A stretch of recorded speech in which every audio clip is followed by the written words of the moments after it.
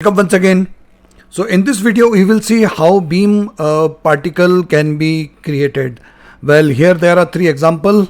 In one example, in the first example, what you can see, there is a straight beam which is going, which is sort of pink color with a small amount of distortion. So it is originating here and ends here in this point. Fine. Now in the second example, what you can see, this beam particles are getting emitted from here and it goes all the way with different interpolation points, or what you can say different tangents, where it changes its direction and ends over here.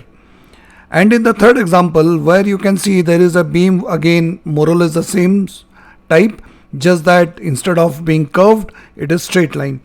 I mean straight in the sense that the direction is straight. Now here the point is, we have two actors, so we can control the position of the actor and the position of the beam, I mean the where it emits and where it ends are controlled. So the whole idea is this: there are two actors and you can actually control the origin and the ending place based on the position of the actor. Fine, then let's start. Please like this video if you find it informative and helpful, and yes, subscribe to our channel for more updates. Okay, so here is the beam one we have already created. So these are the three different examples so we have created. Now we will recreate one more time. So right click. So here is the new beam sprite emitter. Click over here. Here comes the new. Now instead of showing them, let me hide these. Okay, so here we are. Now in the blank space, again right click. Here you will see the type data. In the type data, go to beam data. So here I have the beam data. Now it's almost blank, so don't worry, it will keep on coming. Anyway, now go to beam data. Here the first thing what you can see is the beam method, and in the beam method there are three things. By default it shows target. Now we have got distance and we have got target. Now the distance is like till what distance you want the beam to go. Target is like you supply a target, whether it is source or the target, and branch is anyway it is not being activated right now. Okay, other than this, required, spawn, lifetime, all these modules more or less acts quite similar to whatever we have seen in our earlier videos. Okay, now we need to select one material. So we don't have any material, so I am not getting into the material whatever we have selected here. So let's create a material. So let me create another new material. So here is the material, so let me name it beam 1. Okay, double click. Sorry, I think I opened something else. Beam 1. So here we are. Now if you remember in my both the videos, rather my all three videos, what I have told you, that in the beam what you have to select is blend mode. So it can't be opaque, so either you make it masked or translucent. So I'm converting into translucent. Okay, now what we need is the particle color. Here is the particle color. So what we can connect particle color with emissive color, and then possibly what we can do is the radial gradient exponential. Okay, and we need to connect it with opacity. Let me have multiply. So here I am multiply. Okay, now connect this multiply to opacity, connect it with A, that alpha channel, and gradient is with the B. Okay, so here we are. So what we can see, a sort of opaque, not opaque, translucent, and some part it is opaque. Fine, I think this will serve the purpose. Save it and let us go to particle system beam 1.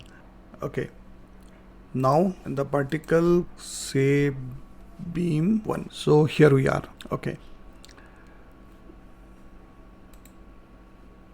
so here we can see this is getting emitted. Now if you see carefully, here you can see that white thing is coming up. Now you can understand this white thing is coming up.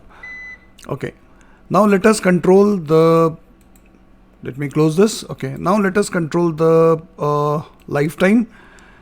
Maybe we can make it possibly 3 and the max 5. Then initial size is not required as of now. Yes, we can make it. Let us assume we make it 2. I think 2 will be quite low. Let me have it 5. And based on the requirement, we will change this. Let me make it 5 for all. Okay. We don't need color overlife as of now, rather we would go with the initial color, and let me delete it. So in the initial color you can go for something like pink over here. So here we are, so you can see something happening, and here is the beam. Now what you can see, this is getting emitted in different directions. Okay, so let us control this. We don't need the beam to go like this. Again, go back to this beam data. Let's understand this. Here what it is written, the maximum beam count is 1, that is fine, and the speed is 10. That means this is basically the 10 unit of the speed. Now let us assume we make it 0. So what you will have is a straight line. Here we are. Now let us understand. First is the distance. In the distance, whatever you mention over here, it will travel only that distance. So let us assume we make it 100. So it will go to the 100 unreal units. You can increase the beam count also, you can increase the speed, and sheet is, we will see, when we are talking for our the next example. Fine. Okay, so now we will have the beam property, which is basically after right click, what you can see the beam, and then beam you have to select the source and the target. So you select it one by one. So source, and then we have target. Okay, now come to this source. Here we are. So the source method is there, and there is something called the distribution. So what you can do, it maybe based on your requirement. So let us assume we make it say 150, and for y and z let us make it 0 0. Here we are.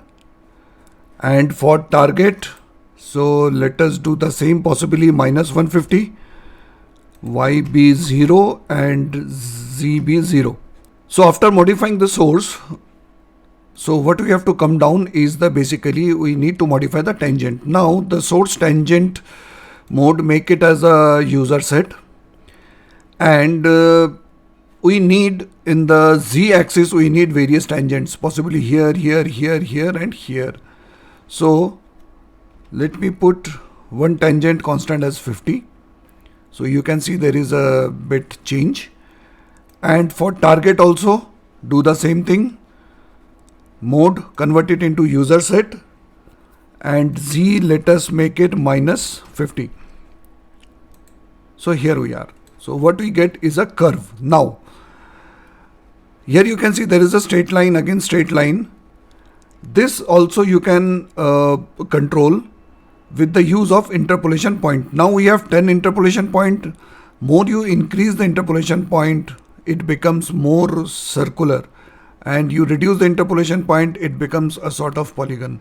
So here you can see with the 20 interpolation point you can see a smooth curve, and possibly with 4 you can see there is a curve. Okay, fine. So it is up to you what is that you want to have, but I believe 10 would be a perfect out here, or maybe 8 would be something which is proper. Okay, now the maximum beam count is 5 and the sheet is 19. I mean it's fine, there is nothing wrong in it. Okay, now what you need, go back to the beam, is the noise. Select the noise. You need to select this low frequency enabled and make the frequency, let us assume 5, and then come back to this portion, convert this distribution into the uniform. Now in the uniform let us make it 10, and possibly in the Z axis, possibly here 10, not Y, and this is the 10, and what you can make is minus 10, minus 10, and minus 10. Sorry. So this will be the minus 10. So here you can see there is a, okay, and then what you can increase the frequency from 10 to 5 to possibly 10. So here we are.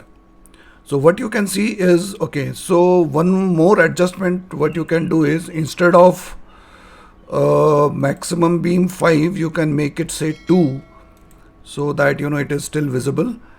And initial size, what you can change, you can make it 555. I think that will give a more prominent figure. So here we are, a sort of beam which is originating from one position and it is getting into the another position, and it follows a certain path in the sense that you can increase the tangent point, interpolation point, and you can increase the beam count. Okay, now the last option what we had is we wanted to add some character in the sense that we would add 2 actors, and we will see how it works. Okay, so what do we require here? We require 2 actors. One would act as a source and another would act as an another source, another target. So we need both actors. Okay, how do we do that? Go back to source, then there is a default. In the default, what you have to choose is something called actor. Here we are. Now if you want to name the actor, say let us name it as S1. S1.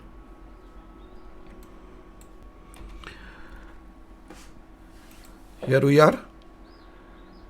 And for target, same thing. From default, we will convert it into actor and name it as T1. Okay. Now,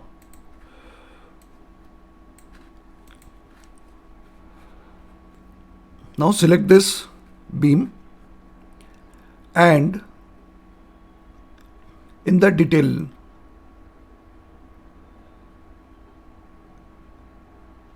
there are particles.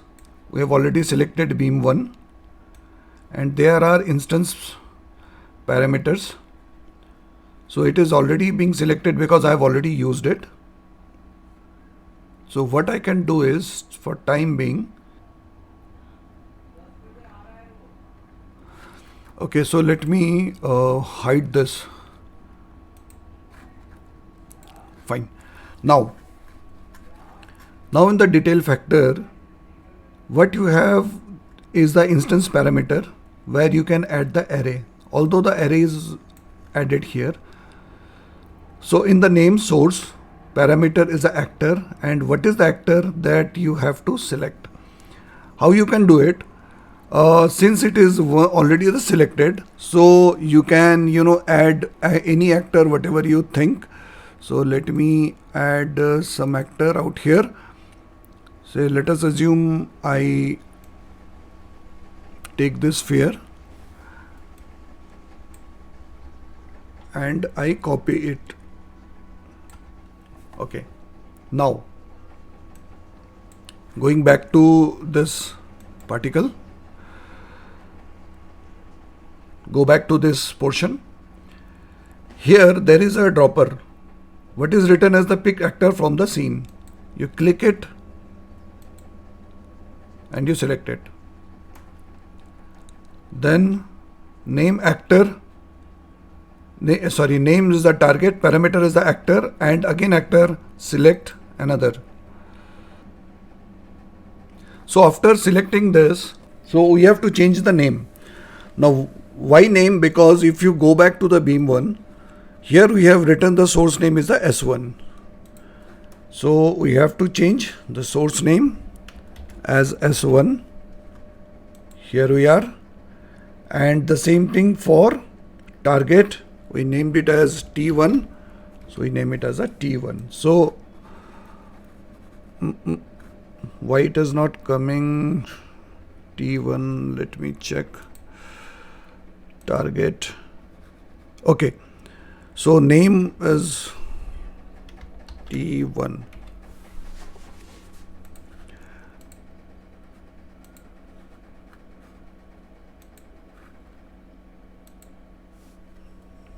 What is not coming? T1.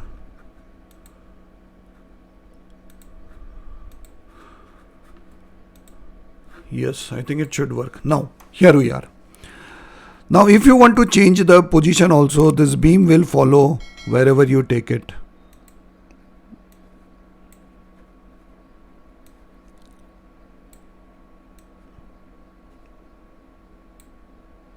So that's it for this video. Quite easy. See you in the next videos.